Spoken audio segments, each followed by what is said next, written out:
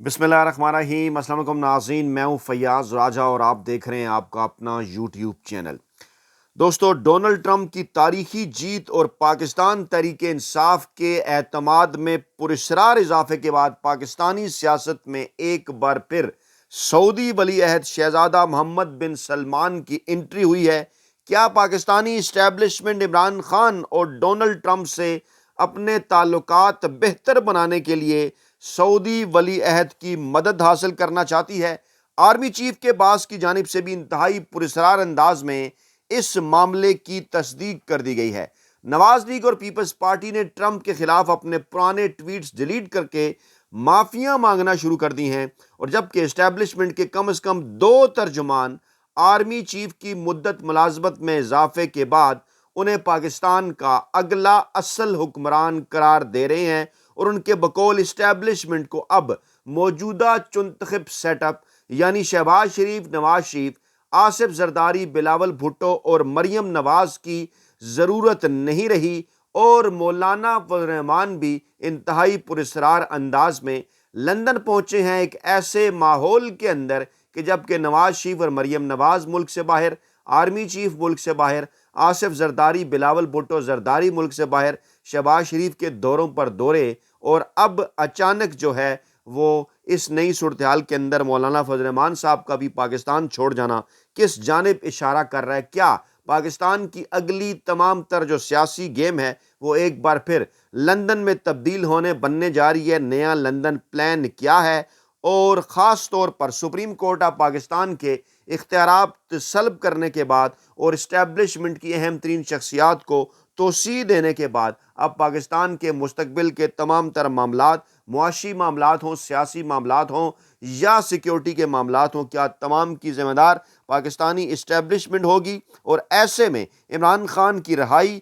और Donald Trump की जो वापसी है वो पाकिस्तानी इस्टेब्लिशमेंट के लिए बहुत बड़ा चैलेंज साबित हो सकती है। कुछ बड़ी डेवलपमेंट आपके सामने रखेंगे बैकग्राउंड के तौर पर, ताकि इन तमाम तर मामलात को समझने में ज़्यादा बेहतर तरीके से आपको आसानी हो सके। जनाब, सूरत हाल इस वक्त ये है कि जंग जियो ग्रुप के कम से कम 3 कालम नगार जो पाकिस्तानी इस्टेब्लिशमेंट के खुद साख्ता तर्जुमान समझे जाते हैं, और कुछ माजी में समझे जाते थे, कुछ इस वक्त समझे जाते हैं, उनकी जानिब से इंतहाई पुरस्रार अंदाज में जिन मामलात की तस्दीक की गई है वो ये बता रहे हैं कि मामलात अब बदले बदले से नज़र आ रहे हैं। इंसार अब्बासी साहब ने गोया कि आर्मी चीफ के एक पैगाम के ज़रिए मौजूदा चीफ जस्टिस यहिया आफरीदी साहब की तारीफ़ की है, और मौसूफ फरमाते हैं कि अगर चीफ जस्टिस अपने 2 सीनियर्स की बात सुन लेते, यानी जस्टिस मंसूर अली शाह और जस्टिस मुनीब अख्तर, जिन्होंने यह कहा था कि 26वीं आइनी तरमीम का मामला फुल कोर्ट में ले जाया जाए,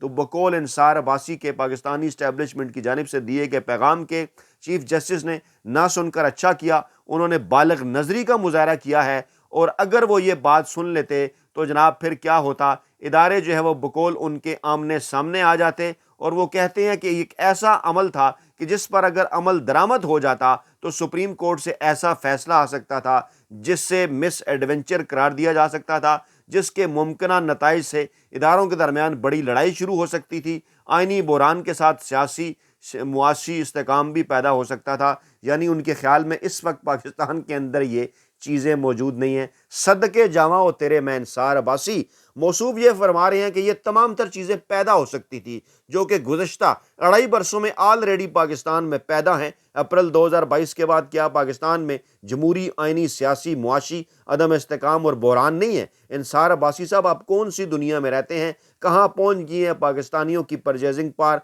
कहाँ कर्ज़ों के हालात लेकर चले गए हैं? सिक्योरिटी के मामलात क्या हैं? सियासी मामलात क्या हैं? मुआशी मामलात क्या हैं? आइनी, कानूनी, जमहूरी मामलात क्या हैं? लेकिन आपको शर्म नहीं आती, क्योंकि आपने हर हाल के अंदर चाकरी करनी है। और मौसूफ ये फरमाते हैं कि अगर वो ये आइनी फ़ैसला ले लेते, चीफ जस्टिस यहिया आफरीदी के मामलात को फुल कोर्ट बेंच के सामने ले जाएं, तो ऐसी सूरत हाल के अंदर इदारों के दरमियान टकराव हो सकता था। शर्म आनी चाहिए, लेकिन बहरहाल शर्म इन्हें इसलिए नहीं आएगी, ये तो किसी के पैगाम रिसां हैं, ये पैगाम दे रहे हैं। दूसरी जानिब जनाब एक और ख़ुद साख्ता और गैर सरकारी तर्जमान, जी हाँ, सुहेल वड़ाई साहब, वो कहते हैं जनाब बादशाह ने नए कपड़े पहन लिए हैं। इशारा है वाज़े तौर पर उनका موجودہ آرمی چیف جن عاصم منیر کی طرف، اور وہ کہہ رہے ہیں تمام تر اختیارات ان کے پاس چلے گئے ہیں، پیپلز پارٹی اور نون لیگ نے پر کاٹ کر ان کے حوالے کر دیے ہیں۔ جی ہاں، اس توسیع کی جانب اشارہ کر رہے ہیں جو موجودہ آرمی چیف کو دی گئی، اور کہہ رہے ہیں کہ اب شہباز کی چنتخب حکومت کی زیادہ ضرورت نہیں رہی، اب آرمی چیف کی ذمہ داریاں بھی بڑھ گئی ہیں اور اب انہیں معاشی سیاسی معاملات دیکھنا ہوں گے۔ اگر وہ پاکستان کے حالات بہتر نہ بن کر سکے تو پھر کوئی نہ کوئی یہ بات کر دے گا کہ دیکھیں جناب بادشاہ تو ننگا ہے۔ اب یہ معاملات ذرا آپ دونوں طرح کے رکھیے ذہن میں، خاص طور پر حامد میر جو ماضی میں بھی خود ساختہ ترجمان رہے، وہ یہ کہتے ہیں جناب کہ آرمی چیف کی مدت ملازمت بڑھا دی گئی ہے، ڈونلڈ ٹرمپ جناب واپس آ رہے ہیں، عمران خان کی رہائی کے حوالے سے خبریں ہیں، اور آخر چل کر وہ کہتے ہیں کہ اس موقع کے اوپر اگر شہباز شریف حکومت کی کارکردگی بہتر نہ ہوئی، تحریک انصاف حامیوں کو سڑکوں پر لانے میں کامیاب ہو گئی، تو حفظ ما تقدم کے طور پر جو آرمی چیف کی توسیع کی گئی، جو سپریم کورٹ کے ججوں کی تعداد میں اضافہ کیا گیا، جسے حفاظتی تدابیر کہا جا رہا ہے، یہ تمام کی تمام احتیاطی تدابیر اور بندوبست دھرے کے دھرے رہ جائیں گے۔ یہ تمام تر چیزیں بڑی سگنیفیکنٹ ہیں اور اہم ترین معاملات کی جانب اشارہ کرتی ہیں، اور اب جناب آپ نے یہ دیکھنا ہوگا کہ یہی وہ ماحول تھا کہ جس ماحول کے اندر جی ہاں پاکستان میں یہ تبدیلیاں ہوتی ہیں، اس کے بعد پھر جناب عالمی سطح پر تبدیلیاں ہوتی ہیں، اور آرمی چیف پھر ہنگامی دور غیر معمولی دورے کے اوپر سعودی ولی عہد سے ملاقات کرتے ہیں۔ سعودی عرب میں خبر یہ آتی ہے کہ دفاعی تعاون بڑھایا جائے،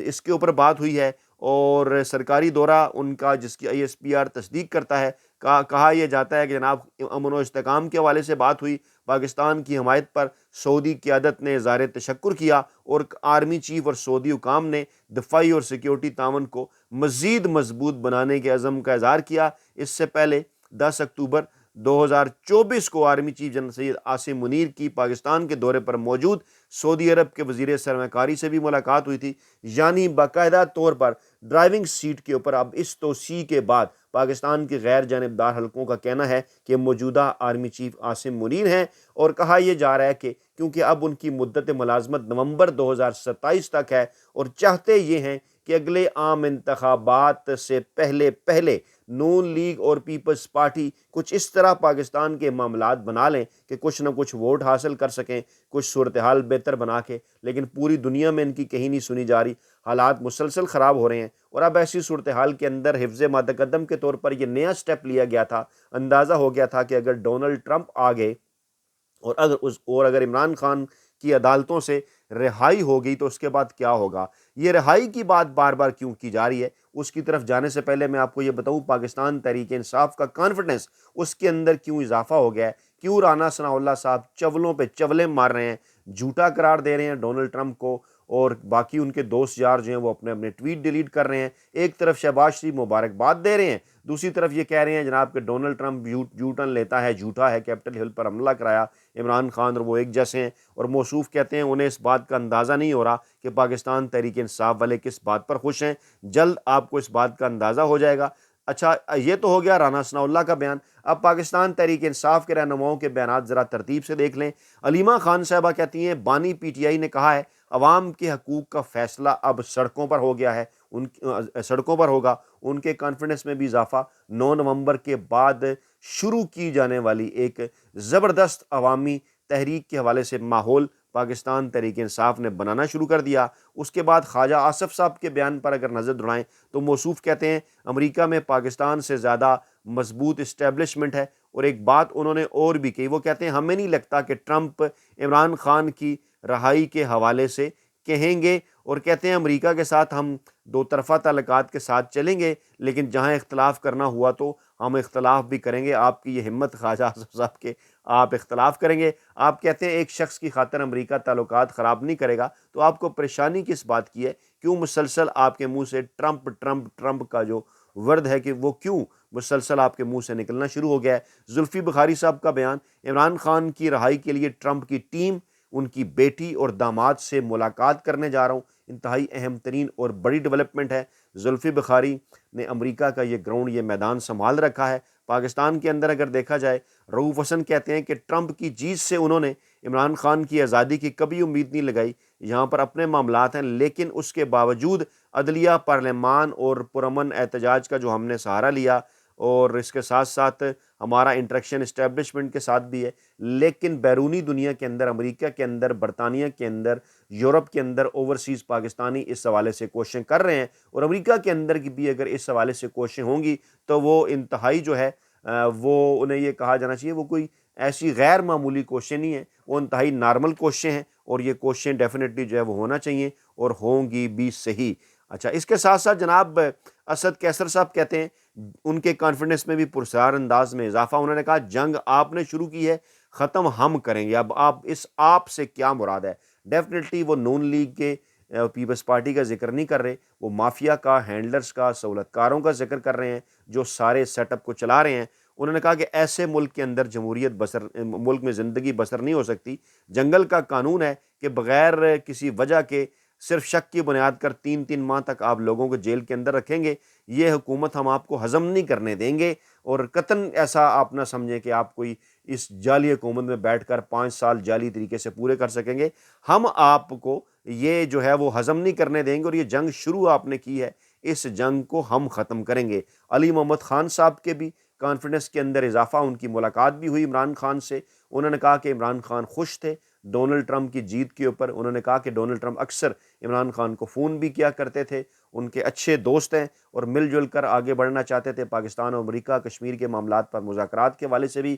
انہوں نے کہا تھا، اور بہترین قسم کا انہوں نے وہاں جب استقبال کیا اور جو انہوں نے رسپیکٹ دی، تو یقینی طور پر جس نے یہ ظاہر کیا کہ ڈونلڈ ٹرمپ عمران خان کو اور پاکستان کو ایک بہترین دوست کے طور پر ان کے دور میں دیکھنا چاہتے تھے۔ اور انہوں نے کہا کہ جو بائیڈن انتظامیہ کے جانے کی خوشی ہے، کیونکہ انہوں نے پاکستان کے اندر ان کی حکومت گرائی، سائفر جس طرح سے آیا وہ ساری چیزیں اب کھل کر جو ہے وہ سامنے آ رہی ہیں، اور یقیناً ڈونلڈ ٹرمپ ان تمام رازوں سے بھی پردہ ہٹائیں گے۔ علی محمد خان نے کہا کہ بات وہیں سے شروع ہوگی، سفر وہیں سے شروع ہوگا جناب، عمران خان پھر آئے گا اور سفر وہیں سے شروع ہوگا جہاں سے رجیم چینج آپریشن ہوا تھا۔ یہ جملے بڑے امپارٹنٹ ہیں۔ انہوں نے کہا کہ جناب وہیں سے ہم سفر کا آغاز کریں گے جہاں سفر ختم کیا تھا۔ علی امین گنڈا پور نے بھی کہا کہ بانی تاریخ کا اعلان اب کریں گے تو پورا ملک نکلے گا، اب ہم واپس نہیں آئیں گے، یہ ہماری آخری کال ہے، اور اس آخری کال میں عوام اتنی بڑی تعداد میں شریک ہوں گے کہ سمجھ لگ جائے گی ان تمام تر لوگوں کو جو کہ گزشتہ